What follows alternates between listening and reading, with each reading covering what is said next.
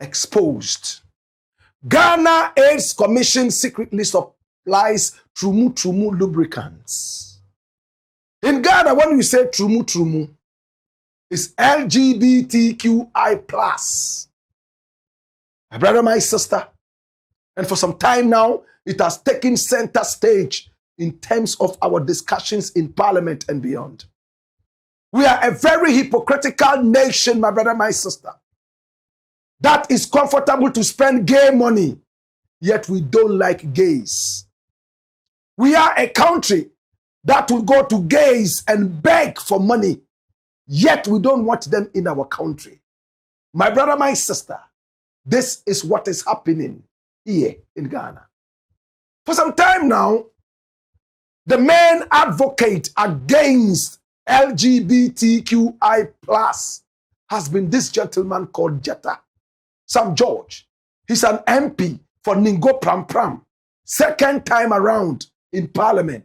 And he said his constituents brought him back to Parliament to finish this unfinished business. What is the unfinished business? Trumu. It is time to stop LGBTQI+ right here in Ghana.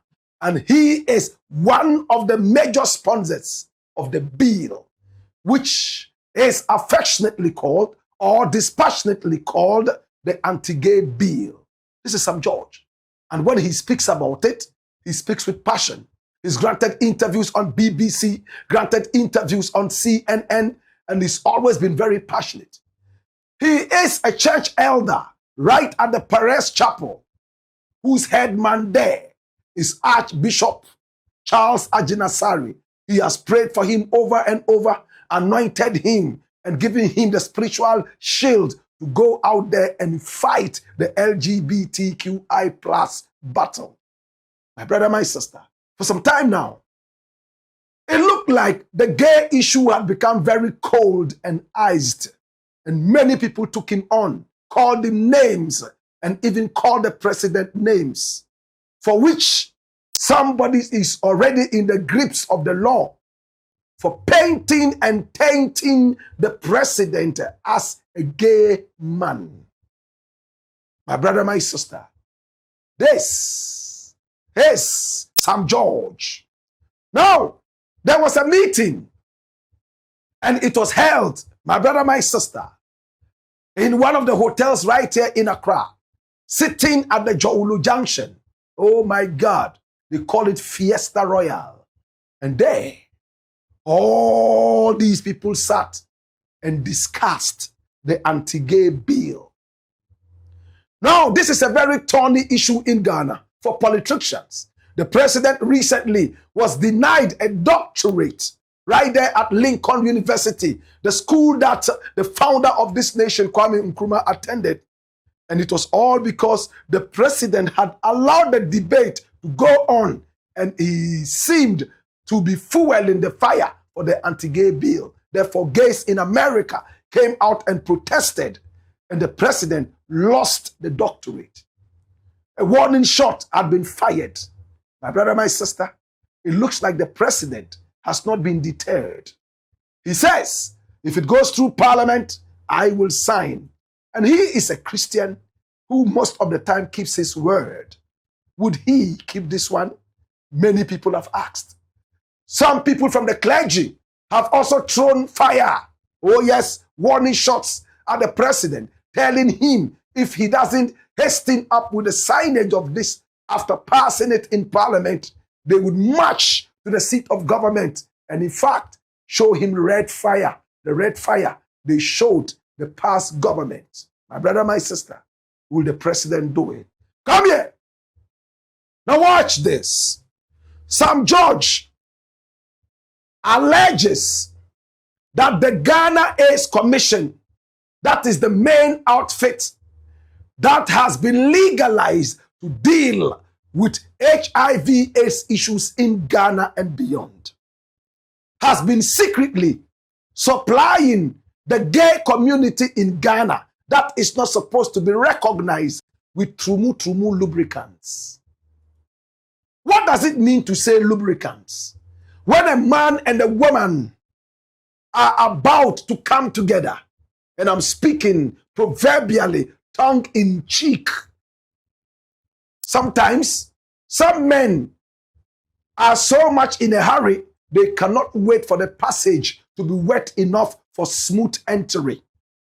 Sometimes some women are naturally dry depending on the age. Therefore, the gates are very, very, very, very unoiled, especially at the hinges.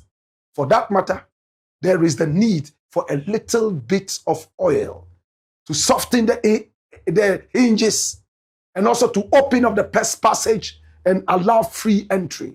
So this oil is what is known as lubricants.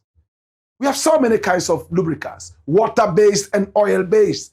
Most people prefer the water-based. And it looks like this is the one the Ghana AIDS Commission is giving out to the gay community in Ghana secretly.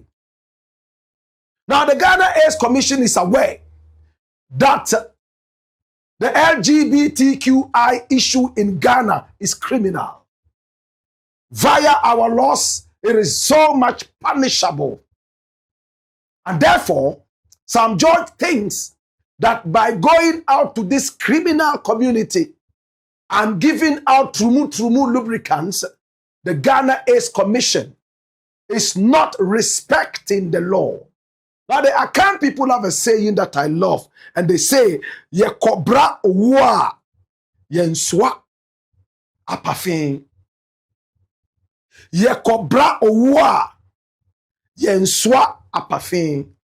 In other words, my brother, when you are going to fight death or fight against death, you don't carry rifts.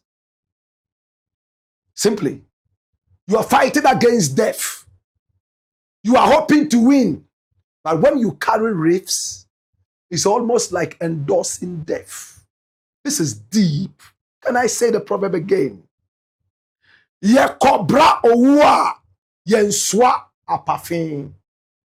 My brother, my sister, Sam Joy thinks that the Ghana AIDS Commission is secretly carrying apafin right at the battlefront against death. Sam George is angry. He vented his spleen right there at the meeting. He was angry. What did he say? Watch this. The likes of Global Fund claim that they are giving support to Ghana AIDS Commission. Okay. And what is supposed to be the umbrella reason why they are supporting Ghana AIDS Commission? HIV prevention. Meanwhile, we have evidence of Ghana AIDS Commission officers meeting with pro-LGBTQ groups and giving them lubricants. So if Ghana AIDS Commission is supposed to fight HIV, why are you giving lubricants for men to have anal sex with men? And the excuse that they give, the excuse that is given is that these are people who already have HIV, and so they want them to not spread it, so they are giving them lubricants. That in itself is an activity that continues to perpetrate anal sex between men. So please, we will not open the window for anybody to bring any money for public health or anything. If they really want to fund public health, they should go and give maternal beds for women who do not have beds for delivery, not for anything relative or related to this one. This one won't open the door. No, no, no.